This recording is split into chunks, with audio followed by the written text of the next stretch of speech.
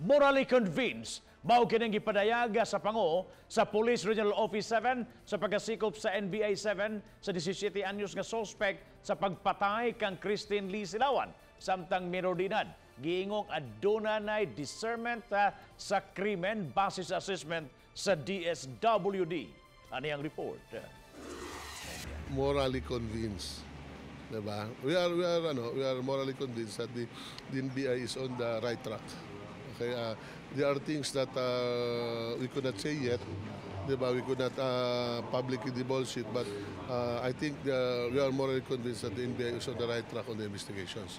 Giklaro ni Police Brigadier General Sinas nga suportado nila ang National Bureau of Investigation sa pagkasikop sa 17 anyos nga suspect sa Silawan murder o sa pagpasaka og kaso. Nagtinabangay kuno ang duha ka ahensya alang sa paghatag og hustisya sa biktima. Kininunod sa pagduda sa uban nga adunay panagribal ang PNP ug NBI. Gibutyag usab ni Sinas nga nailhan na matud pa ang laing duha ka mga kauban sa suspect nga maoy subject karon sa follow-up operation apan wa pa ibutyag ang identity niini. Naay mga pangalan so karon gipaniid o gipang-imbita lang nila.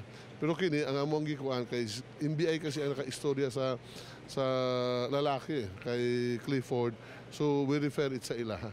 Samtang laing gitugan sa opisyal nga maisip nga hingkod na ang paminsar sa suspect base sa assessment sa Act of Discernment sa DSWD.